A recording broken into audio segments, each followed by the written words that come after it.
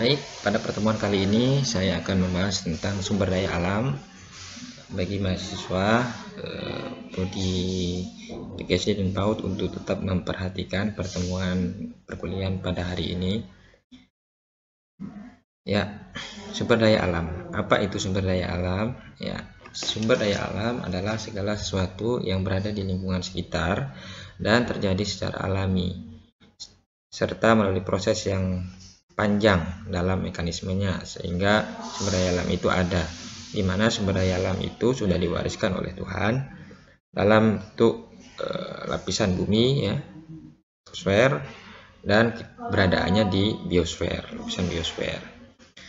Ada udara, ada energi, ada cahaya, dan lain-lain. Nanti kita bahas di berikutnya, slide berikutnya. Komponen sumber daya alam. Nah, di sini komponen sumber daya alam ada dua, yaitu sumber daya alam biotik, terdiri dari makhluk hidup. Contohnya apa? Hewan dan tumbuhan, flora dan fauna, ya. Tumbuhan, di mana tumbuhan itu autotrof, sedangkan heterotrof hewan, ya. Kemudian sumber daya alam abiotik terdiri dari benda yang mati. Apa saja itu? Tanah, angin, air, barang tambang, ya. Pengelolaan sumber daya alam, di mana pengelolaan ini dibagi menjadi dua. Yang satu dapat diperbaharui dan yang berikutnya tidak dapat diperbaharui. Sumber daya alam yang dapat diperbaharui dengan cara membudidayakan atau menjaga kelestariannya agar tetap utuh, agar tetap lestari. Sedangkan tidak dapat diperbaharui, sumber daya alam kita tidak dapat diperbaharui, tidak dapat membuat, ya, atau membudidayakan jika habis. Maka dalam penggunaannya atau pengelolaannya perlu sehemat mungkin agar sumber daya alam itu tetap terjaga, terwariskan untuk generasi yang akan datang. Apa saja sih sumber daya alam yang diperbaharui dan tidak dapat diperbaharui?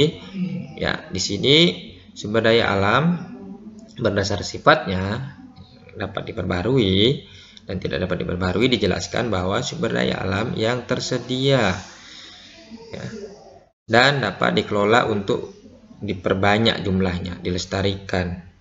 Contohnya apa? Hewan, ya, tumbuhan, flora fauna ini bisa terjaga ekosistemnya apabila kita tetap bertanggung jawab agar hewan itu keberadaannya tetap ada. Tumbuhan juga demikian.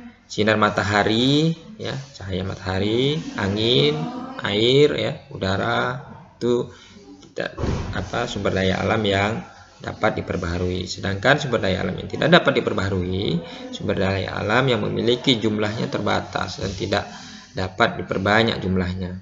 Contohnya apa? Minyak bumi dalam lapisan kulit bumi, ya. Kemudian emas, besi, nikel, berbagai bahan tambang, ya, barang tambang yang lainnya. Nah, bagaimana sih agar sumber daya alam itu tetap terjaga? Di sini kita jelaskan bahwa prinsip pembangunan berkelanjutan itu sebagai suatu wujud perhatian manusia dalam melestarikan sumber daya alam itu tetap terjaga, baik yang dapat diperbarui dan tidak dapat diperbarui. Pemanfaatan sumber daya alamnya harus ada konsep pengelolaan lingkungan hidup. Yang pertama ada outputnya, kemudian ada outcome-nya. Kelestarian fungsi lingkungan hidup, kemudian peningkatan nilai daya dukung lingkungan hidup, pemanfaatan berkelanjutan itu harus tetap kita miliki, harus kita jaga. Kelestarian fungsi lingkungan hidupnya, kalau ada hutan, manfaatkan seperlunya. Ada undang-undangnya yang mengatur apakah itu hutan adat, hutan lindung, hutan produksi, ya, kewenangan dari hutan itu. Kemudian bagaimana peningkatan daya dukung ekosistem itu? Apabila di sungai, ekosistem sungai, ya, ekosistem sungai itu harus terjaga, ada aliran sungainya, dasnya, pemanfaatannya harus berkelanjutan.